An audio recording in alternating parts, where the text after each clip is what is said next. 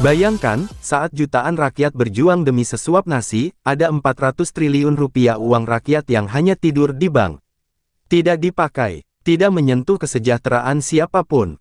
Tapi seorang pemimpin muda menemukan kejanggalan besar. Sebuah rahasia yang bertahun-tahun dikunci rapat oleh para elit, dana raksasa Pemda yang sengaja dibekukan.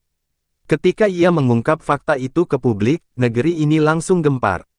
Kepentingan besar terguncang. Bahkan kursi-kursi kekuasaan mulai bergetar. Dan pada akhirnya, keputusan paling berani pun diumumkan. Uang triliunan ini harus dicairkan, demi rakyat. Pertanyaannya sekarang, siapa yang selama ini menikmati bunganya? Dan siapa yang akan terancam ketika rakyat akhirnya sejahtera? Inilah kisah drama politik terbesar abad ini. Dimulai dari satu ide, yang dianggap terlalu gila untuk menjadi kenyataan. Malam itu, langit Jakarta seperti menahan sesuatu. Gedung-gedung tinggi tampak membeku dalam gelap, seakan menyimpan rahasia yang terlalu besar untuk diungkap. Di sebuah ruangan kantor yang hanya diterangi cahaya monitor, Purbaya duduk terpaku di depan layar laptopnya. Nafasnya tercekat, angka-angka yang terpampang di sana bukan angka biasa. Ini adalah angka yang bisa mengubah arah sejarah bangsa. Ia mengusap wajahnya berkali-kali, memastikan bahwa ia tidak sedang berhalusinasi. 400 triliun rupiah. Dana pemerintah daerah yang selama ini mengendap di bank, tidak tersentuh, tidak dipergunakan untuk rakyat. Jumlah itu cukup untuk membangun ribuan rumah sakit, menyekolahkan jutaan anak, atau menghapus kemiskinan dalam hitungan tahun. Tapi kenyataannya, uang itu hanya tertidur, atau disembunyikan. Jantung Purbaya berdetak makin cepat. Semakin ia menggali, semakin banyak kejanggalan yang ditemukan. Ada laporan keuangan yang sengaja dibuat kabur, tanda tangan yang samar, dan memo internal yang penuh kode rahasia. Semua itu terasa seperti labirin yang dibangun untuk menutup kebenaran dari mata publik. Purbaya berdiri dan menatap jendela. Di bawah sana, jalanan ramai oleh rakyat yang bekerja keras demi sesuap nasi. Pedagang kaki lima yang dikejar waktu, ojek yang melawan hujan, anak-anak yang masih menunggu keadilan. Bayangan mereka memantul di kaca, membuat Purbaya mencengkeram laptopnya lebih erat. Uang ini milik mereka, gumamnya, suara bergetar menahan amarah dan ketakutan. Ia tahu bahwa apa yang ia temukan bukan sesuatu yang bisa ia simpan sendiri. Ini terlalu besar, terlalu penting. Dan hanya ada satu orang yang cukup nekat, cukup berani, dan cukup beda untuk mendengarkan hal seperti ini, Gibran Rakabuming Raka, wakil presiden termuda yang dikenal dengan ide-ide tak masuk akalnya, tapi selalu berhasil mengguncang. Dengan tekad yang sudah bulat, Purbaya mengambil ponselnya. Tangannya sedikit gemetar saat ia mengetik pesan pendek yang akan memulai badai besar dalam politik Indonesia. Mas Gibran, saya menemukan sesuatu yang harus Anda lihat. Segera, kantor wakil presiden sudah hampir kosong ketika Purbaya tiba dengan wajah tegang. Petugas keamanan memandangnya curiga, tetapi begitu membaca surat izin darurat yang ia bawa, mereka langsung mempersilahkannya masuk. Setiap langkah terasa berat, seolah lantai marmer yang ia injak menyadari bahwa ia tengah membawa rahasia yang bisa menjatuhkan banyak orang. Di dalam, Gibran duduk santai sambil memainkan ballpoint, tapi begitu melihat ekspresi Purbaya, sikapnya berubah dalam sekejap. Mas, kamu kelihatan kayak abis lihat setan, ucapnya setengah bercanda. Namun Purbaya hanya menggeleng, kemudian meletakkan map besar berisi dokumen yang sudah ia siapkan. Ketika Gibran membuka halaman pertama, wajahnya langsung serius. Tatapan Gibran naik perlahan kepada Purbaya, matanya membesar. 400 triliun. Ia mengulang angka itu seolah masih mencoba memastikan pendengarannya. Dan ini semua cuma ngendon di bank. Nggak dipakai. Suaranya meninggi, tercampur marah dan kaget.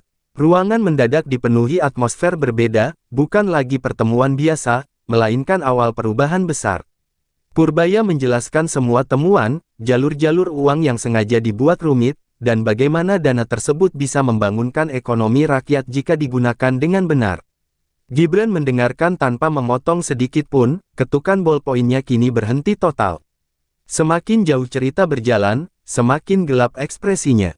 Ada dua pilihan, kata Gibran akhirnya, dengan suara pelan namun tegas. Kita diam, dan ikut bersalah, atau kita bikin Indonesia gempa besok pagi. Ia berdiri, memijit lehernya sejenak sebelum menghembus napas panjang. Lalu, ia mengambil keputusan yang tidak semua orang punya keberanian untuk melakukannya. Mas Purbaya, besok kita menghadap Presiden Prabowo, ujarnya sambil meraih ponsel. Saya mau lihat sendiri, siapa yang berani menghalangi uang rakyat balik ke rakyat.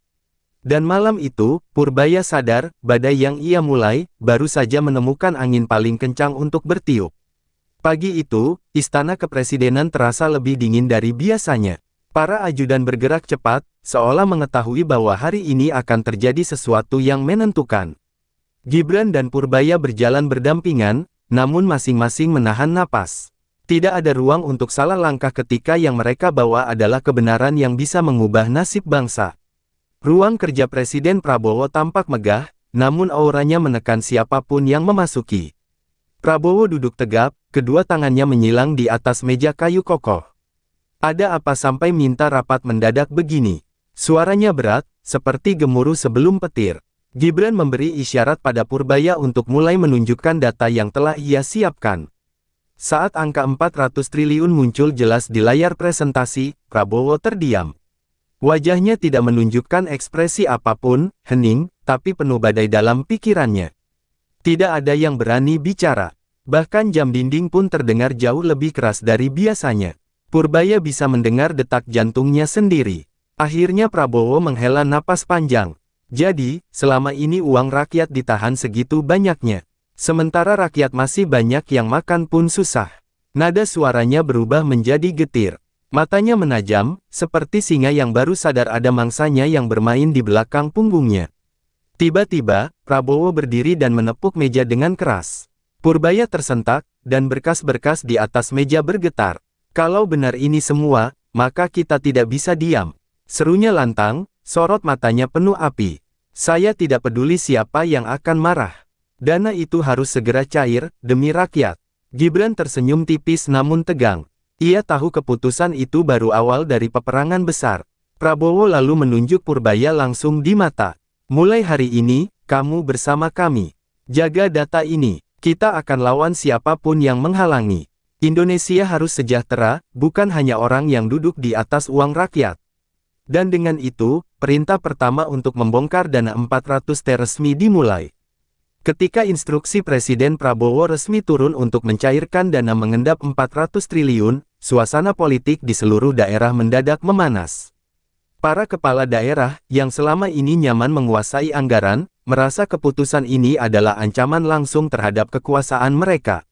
Telepon-telepon berdering sampai larut malam, rapat tertutup digelar, dan bisikan-bisikan gelap mulai menyebar di balik pintu yang terkunci rapat. Di sebuah ruangan hotel mewah, beberapa pejabat daerah berkumpul tanpa publik mengetahui. Mereka marah, gelisah, dan takut kehilangan kontrol terhadap uang yang selama ini menjadi senjata politik mereka. Kalau ini cair, kita habis, kata salah satu bupati dengan suara bergetar. Namun sang gubernur hanya tersenyum dingin. Tenang, kita belum kalah. Kita punya banyak cara untuk memperlambat presiden. Sementara itu, Purbaya mulai menerima tekanan. Ada surat anonim yang menyuruhnya berhenti menggali data. Ada pesan singkat yang hanya berisi ancaman samar, berhenti atau kau menghilang. Bahkan beberapa media tiba-tiba memuat artikel yang mencoba merusak reputasinya. Purbaya sadar bahwa ia sekarang sedang menantang monster besar yang hidup di bayang-bayang kekuasaan. Gibran yang tahu hal itu segera memerintahkan pengamanan ekstra untuk Purbaya, tetapi ia juga tahu, ancaman ini bukan sekadar fisik. Ini adalah perang narasi, perang opini publik. Ia mulai menghubungi jurnalis-jurnalis yang dipercaya untuk menyebarkan informasi tentang dana mengendap itu. Namun setiap langkah mereka selalu dibalas dengan hoaks dan fitnah yang tak kalah kuat. Di sisi lain, rakyat mulai mencium bau perubahan. Meski informasi yang beredar masih simpang siur, mereka mulai bertanya, benarkah ada ratusan triliun uang kami yang ditahan? Pertanyaan itu menyebar cepat di media sosial, membuat opini publik mulai memandang curiga ke pemerintah daerah. Tekanan terus meningkat dari segala arah. Tapi Purbaya, Gibran, dan Prabowo masing-masing menegakkan kepala. Mereka tahu jika mereka mundur sekarang, bangsa ini akan tetap terjajah oleh kepentingan gelap. Perang senyap telah dimulai, dan tidak ada jalan kembali. Instruksi cairkan dana 400 triliun akhirnya berjalan. Perlahan, uang yang selama ini membeku mulai mengalir ke sektor-sektor yang selama ini merintih kehausan. Desa-desa yang dulu sunyi dan tertinggal mendadak menggeliat, jalan-jalan diperbaiki, sekolah-sekolah direnovasi, dan puskesmas mendapat alat kesehatan baru. Rakyat yang sudah lama menunggu keadilan mulai kembali berani bermimpi. Di pasar-pasar tradisional, pedagang kecil tersenyum lega karena modal usaha kembali mereka dapatkan. Kios-kios yang hampir tutup kini penuh stok dagangan. UMKM mulai bangkit dari kubur krisis yang panjang. Akhirnya pemerintah lihat kita, ucap seorang ibu penjual nasi uduk sambil mengusap matanya yang berkaca-kaca. Para nelayan di pesisir mendapat perahu baru dan fasilitas penyimpanan ikan yang layak. Di sawah, para petani memegang pupuk yang selama ini hanya mereka lihat dari kejauhan karena harganya tak terjangkau. Ekonomi rakyat mulai bernapas lagi, untuk pertama kalinya setelah bertahun-tahun dicekik oleh birokrasi dan ketidakpedulian. Media sosial dipenuhi cerita rakyat kecil yang hidupnya berubah. Ada yang bisa menyekolahkan anaknya kembali, ada yang membuka lapangan kerja baru, dan ada yang akhirnya memiliki rumah layak huni. Tagar-tagar uang rakyat untuk rakyat menggema kuat, menjadi simbol kemenangan kecil yang mereka perjuangkan selama ini. Namun, di balik semua itu, musuh-musuh dalam bayangan tidak tinggal diam. Setiap keberhasilan rakyat adalah ancaman bagi jaringan gelap yang selama ini memanfaatkan dana itu sebagai alat tawar politik. Mereka tahu posisi mereka makin terpojok, dan waktu mereka untuk bertindak semakin sempit. Purbaya menyadari satu hal penting, ketika rakyat mulai sejahtera, ada banyak kekuasaan yang merasa kehilangan cengkeramannya. Dan itulah yang membuat perjuangan ini baru akan memasuki titik paling berbahaya. Untuk setiap rupiah yang mengalir ke rakyat, ada mereka yang ingin menghentikan aliran itu, dengan cara apapun. Rania dan Bayu berlari menembus koridor gelap di bagian belakang gedung yang seperti labirin penuh kenangan kelam. Nafas mereka memburu, namun langkah tak boleh berhenti. Bayu menoleh sejenak ke belakang, suara hentakan sepatu dan teriakan instruksi terdengar semakin dekat. Mereka hanya punya detik-detik sebelum semua berakhir. Setelah keluar melalui pintu darurat yang berkarat, Rania mengarahkan Bayu masuk ke sebuah mobil tua yang terparkir di gang sempit. Mobil itu langsung melaju begitu pintu tertutup. Kita harus sampai ke tempat aman, ujar Rania sembari melihat kaca spion dengan gelisah. Bayu memandang keluar jendela, menyadari betapa Jakarta malam ini terasa lebih menyeramkan dari biasanya, seperti kota yang tahu ada kebenaran yang hampir terungkap. Siapa orang yang kamu maksud bisa melawan mereka? Tanya Bayu memecah keheningan. Rania menarik napas berat. Dia orang dalam pemerintahan. Selama ini ia dianggap hanya pejabat teknis biasa. Tapi ia punya data, punya akses, dan terutama, ia punya integritas yang jarang ditemui di lingkaran kekuasaan. Bayu mengernyit. Siapapun itu, pasti nyawanya juga terancam. Rania meraih map merah yang tadi ada di meja. Ia membukanya sambil tetap fokus pada jalan. Foto wajah seorang pria terpampang di halaman utama. Bayu langsung terbelalak. Ini, Purbaya, ucapnya terpaku. Sosok yang selama ini dikenal sebagai pejabat profesional yang jauh dari kamera dan drama politik. Ya, sahut Rania tegas. Dia tahu lebih banyak dari yang siap dia akui. Bayu menelan ludah. Ia pernah mewawancarai Purbaya sekali, pria itu tampak jujur, terlalu lurus untuk politik yang bengis. Kalau memang dia kuncinya, kenapa tidak bergerak duluan?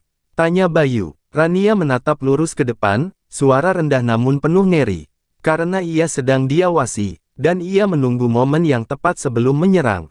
Sekarang, momen itu tiba. Pada saat yang sama, sirene polisi terdengar mendekat dari belakang.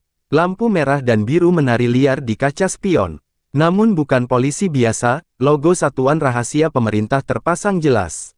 Rania menggigit bibir. Bersiaplah, Bayu. Permainan sesungguhnya baru dimulai. Dan mereka takkan membiarkan kita bertemu Purbaya dengan mudah. Mobil tua Rania melaju kencang melewati perempatan, hampir kehilangan kendali saat berbelok tajam. Kedua kendaraan hitam yang mengejar mereka semakin mendekat, sirenenya meraung memecah malam. Kita tak akan bisa menghindar terus, kata Rania, matanya fokus penuh pada jalan. Bayu menggenggam kursi erat, menyadari hidupnya sekarang hanya bergantung pada kecepatan roda yang berputar di bawah mereka. Mereka akhirnya memasuki wilayah dengan security ketat, sebuah gedung pemerintahan yang tampak sunyi pada jam malam. Rania menunjukkan sebuah kartu akses, pintu gerbang terbuka otomatis. Para pengejar ikut merangsek, namun palang baja turun tepat di depan mobil pertama mereka, menghentikan laju dan memicu teriakan frustrasi. Rania menghembuskan napas lega. Kita aman, setidaknya untuk beberapa menit. Di dalam gedung, suasana mencekam. Lampu-lampu menyala redup dan hanya ada satu sosok berdiri menunggu di ujung lorong. Bayu mengenalinya seketika, tubuh tegap dengan aura tenang, wajah serius namun penuh perhitungan. Purbaya. Bayu nyaris tidak percaya seorang pejabat tinggi seperti dia berada di tempat seperti ini, tanpa pengawalan publik atau kamera media. Purbaya menatap Bayu tajam, seolah melihat langsung ke isi kepalanya. Kamu yang punya datanya, tanyanya langsung. Bayu mengangguk sambil menyodorkan flash disk itu. Tangan Purbaya sempat bergetar ketika menyentuhnya, bukan rasa takut, tapi beratnya kebenaran yang terkandung di dalam benda kecil tersebut, 400 triliun itu milik rakyat. Aku sudah mencoba membongkarnya bertahun-tahun, tapi selalu dibungkam. Rania melangkah maju. Sekarang semuanya berubah. Mereka mulai panik. Sistem yang mengunci dana itu sudah retak. Purbaya menatap layar tablet yang ia nyalakan. Data tergambar jelas, daftar pejabat, network transaksi, dan nama-nama elit yang terlibat. Bayu melihat amarah tenang di mata Purbaya, amarah seorang pejuang yang terlalu lama ditahan. Ada satu orang saja yang bisa memaksa dana ini cair untuk rakyat, kata Purbaya, suaranya berat dan penuh keputusan. Ia menatap keduanya kemudian menyebutkan nama itu dengan jelas dan tegas. Presiden Prabowo. Bayu merasakan napasnya tercekat. Permainan ini ternyata sudah mencapai puncak kekuasaan. Tidak ada jalan mundur lagi. Purbaya berdiri di depan layar besar di ruang rapat rahasia itu. Data yang ditampilkan tidak hanya mengejutkan, tapi mengguncang fondasi pemerintahan. Grafik arus dana raksasa ke luar negeri, rekening fiktif para pejabat, serta nama-nama yang selama ini dielu-elukan sebagai pahlawan pembangunan. Bayu merasa seluruh ilusi tentang negaranya runtuh dalam sekejap. Aku sudah mencoba melaporkan ini secara internal, ujar Purbaya sembari mematikan layar. Tapi setiap langkahku selalu dipotong. Ia menatap Bayu serius, tanpa sedikit pun drama. Tapi dengan bukti ini, tak ada lagi yang bisa menyembunyikan kebenaran. Kita harus bawa langsung ke Presiden. Bayu merasakan campuran harapan dan ketakutan yang sama kuatnya, sebuah langkah yang bisa menyelamatkan bangsa, atau mengakhiri hidup mereka. Rania menambahkan, Prabowo sudah mencium ada manipulasi besar di balik dana daerah. Tapi tim yang dikirim untuk menyelidiki, hilang satu persatu. Bayu menatap kedua orang itu, tak percaya apa yang baru didengarnya. Jadi, kalian ingin aku yang menyerahkan bukti ini kepada Presiden? Kamu saksi kunci, jawab Purbaya. Dan media tak akan bisa memutarbalikkan ceritamu. Suara dering pendek dari ponsel Purbaya memecah ketegangan. Ia melihat layarnya, wajahnya mengeras. Kita harus pindah sekarang, ucapnya cepat. Ada orang dalam yang memberitahu, kita sudah terdeteksi. Rania mematikan lampu ruangan. Dalam gelap, Bayu bisa merasakan pulsasi bahaya semakin dekat. Ketiganya bergerak cepat melalui lorong-lorong tersembunyi di bawah gedung. Bayu mendengar desisan alarm keamanan internal yang mulai aktif. Mereka hanya memiliki waktu yang sedikit, sebelum kekuatan gelap di pemerintahan itu mengunci semua jalan keluar. Kalau kita tertangkap, gumam Bayu, tidak ada dari ini yang akan sampai ke rakyat. Purbaya berhenti sejenak, menatap Bayu dan Rania bergantian. Kita bukan hanya membawa dokumen, katanya dengan suara yang hampir seperti janji. Kita membawa masa depan bangsa ini. Lalu ia berjalan lagi, cepat, tegas, tanpa ragu. Mobil hitam tanpa plat nomor melaju cepat meninggalkan area gedung pemerintahan itu melalui akses bawah tanah. Bayu duduk di kursi belakang, masih berusaha mengatur napas, sementara Purbaya dan Rania berkomunikasi lewat radio dengan pihak yang mereka percaya. Kita menuju tempat yang aman, ujar Purbaya. Seseorang sudah menunggu. Di tengah perjalanan, konvoi motor bersenjata berpapasan dari arah depan. Bayu langsung panik. Namun mobil mereka diberi akses lewat tanpa perlawanan. Mereka ini bukan musuh, kata Rania sambil tersenyum tipis. Ketika mobil berhenti di sebuah kompleks bangunan milik negara yang dijaga ketat, Bayu sadar ini bukan tempat sembarangan. Pintu kaca terbuka otomatis, dan dari balik ruangan terlihat seorang pria muda sudah berdiri menunggu. Senyum diplomatis, tatapan tajam, dan aura pemimpin yang masih segar namun berbahaya. Bayu mengenalinya tanpa perlu diberitahu, Wakil Presiden, Gibran Rakabuming Raka. Ia menghampiri Purbaya tanpa basa-basi, berjabat tangan dengan genggaman yang menyimpan kekuatan besar di balik kesederhanaan. Akhirnya kamu datang juga, Pur, kata Gibran sembari menatap map merah dan flash disk di tangan Purbaya. Kita sudah terlalu lama dipaksa diam.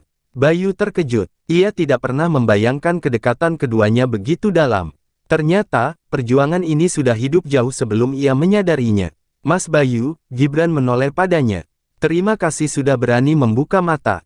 Bayu hampir kehilangan kata-kata. Ia hanya wartawan biasa, namun kini, ia berdiri di tengah para pemegang masa depan bangsa. Purbaya menyalakan perangkat untuk memindahkan data ke sistem keamanan istana yang terisolasi dari jaringan umum. Ini bukan hanya tentang uang, tegasnya. Ini tentang kedaulatan. Gibran mengangguk pelan, wajahnya berubah serius. Aku sudah tunggu momen ini. Sekarang saatnya memaksa dana itu cair, untuk rakyat. Bukan untuk para tikus. Rania memperhatikan sekeliling dengan kewaspadaan penuh. Kalau langkah ini berhasil, ujarnya, mereka yang selama ini menindas akan kehilangan seluruh kekuatannya. Gibran menatap jauh ke layar data yang terus bergerak. Dan mereka akan melakukan apapun untuk mencegah itu. Dalam kesunyian yang tegang itu, semua tahu, pertempuran sesungguhnya baru saja dimulai. Dan kali ini, rakyat ada di pihak mereka.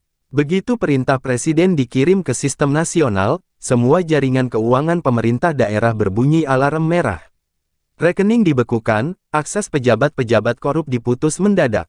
Dalam hitungan detik, kekuasaan yang selama ini mereka tumpuk ambruk seperti pasir diterpa badai. Dan badai itu bernama kebenaran. Namun, di balik kekalutan itu, ada seseorang yang menolak menyerah, dalang besar yang selama ini bersembunyi di balik layar. Sebuah dentuman keras mengguncang kompleks gedung. Bayu tersentak. Pasukan bersenjata datang dari pintu-pintu masuk utama. Mereka bukan pasukan resmi, seragam mereka tanpa identitas, gerakan mereka terlalu terlatih untuk sekadar kriminal bayaran. Mereka datang untuk menghabisi kita. Teriak Rania sambil menarik Bayu berlindung di balik pilar kokoh. Gibran segera bergerak menuju pusat kontrol keamanan. Pastikan presiden tetap aman, serunya kepada Pas Pampres. Prabowo tidak mundur selangkah pun.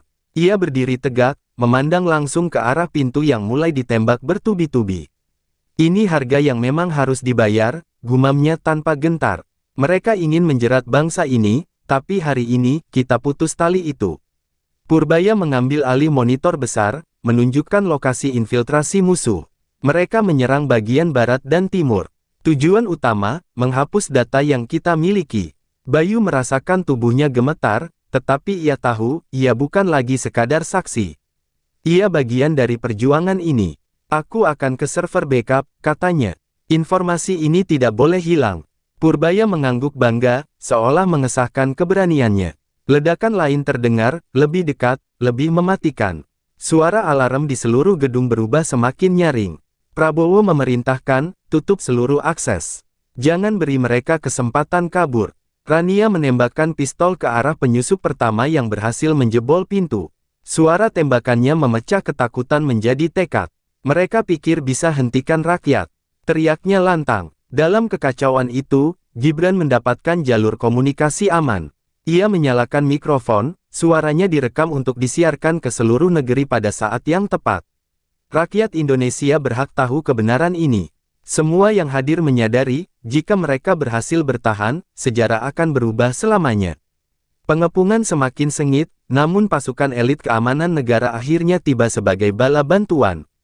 Para penyusup yang mencoba menerobos pusat kontrol satu persatu dilumpuhkan. Ledakan terakhir mereda, menyisakan hanya asap tipis dan detak jantung para pejuang yang masih berdegup kencang. Bayu, Purbaya, Rania, Gibran, dan Prabowo berdiri di tengah ruangan yang nyaris hancur, namun yang penting, data itu selamat. Eksekusi perintah, seru Purbaya sambil menekan tombol terakhir pada sistem nasional. Dalam sekejap, seluruh dana yang selama ini terkunci, 400 triliun rupiah, mengalir keluar dari rekening beku menuju program-program langsung untuk rakyat, subsidi UMKM, pembangunan sekolah, perbaikan rumah sakit, penurunan harga kebutuhan pokok. Rakyat dari Sabang sampai Merauke merasakan perubahan itu dalam hitungan hari. Berita besar ini pecah ke publik. Gibran tampil dalam siaran nasional bersama Prabowo, menyampaikan kabar yang selama ini mustahil terdengar, uang kalian kembali. Ini kemenangan rakyat. Sorak-sorai memenuhi jalanan. Poster-poster ucapan syukur terangkat. Untuk pertama kalinya dalam waktu lama, harapan terasa nyata, bukan hanya janji kosong yang menguap. Para dalang korupsi yang selama ini merasa tak tersentuh, kini ditangkap satu per satu. Kekuasaan yang mereka pertaruhkan dengan rakus roboh dalam kehinaan. Sementara itu, Bayu memperoleh penghargaan atas keberaniannya. Ia menolak sorotan kamera, baginya, cukup mengetahui bahwa tulisan dan perjuangannya menyelamatkan bangsa ini. Ia kembali menjadi jurnalis yang bebas, menjaga kebenaran tetap hidup. Rania, yang telah mengorbankan masa lalunya demi negara, kini diberi posisi untuk memimpin unit anti korupsi baru, memastikan tak ada lagi kejahatan yang bersarang di balik birokrasi. Purbaya tetap bekerja di balik layar, tapi kini suaranya jauh lebih keras, lebih didengar, lebih dihormati. Ia tidak lagi melawan sendirian. Pada akhirnya, Bayu berdiri di teras rumah sederhana orang tuanya. Ia menatap rakyat yang tertawa di pasar yang kembali hidup, anak-anak berlari dengan buku sekolah baru, dan para pedagang kecil yang kembali bermodal. Ia tersenyum kecil dan membisikkan kata yang hanya ia dan langit dengar. Beginilah seharusnya Indonesia berjalan. Dan untuk pertama kalinya dalam hidupnya, ia benar-benar percaya masa depan akan baik-baik saja. Perjalanan ini belum selesai. Kita baru saja membuka satu pintu dari 1000 rahasia kekuasaan di negeri ini. 400 triliun rupiah yang dulu mengendap dan membeku, kini mulai mengalir untuk rakyat. Tapi setiap perubahan besar selalu punya musuh. Akan ada pihak-pihak yang mencoba menghentikan langkah ini. Menutup kembali kebenaran, dan merebut kembali apa yang seharusnya milik kita semua. Karena itu, kita harus tetap mengawasi, terus menyuarakan kebenaran, dan memastikan bahwa janji kesejahteraan rakyat tidak pernah lagi sekadar jadi slogan. Cerita ini adalah milik kita, dan kisah berikutnya baru akan dimulai. Jangan lupa subscribe, bunyikan loncengnya, dan tekan tombol like kalau kamu ingin Indonesia semakin maju, tanpa tipu-tipu. Tanpa rahasia gelap yang merugikan rakyat. Sampai jumpa di tayangan berikutnya. Karena kebenaran tidak boleh berhenti di sini.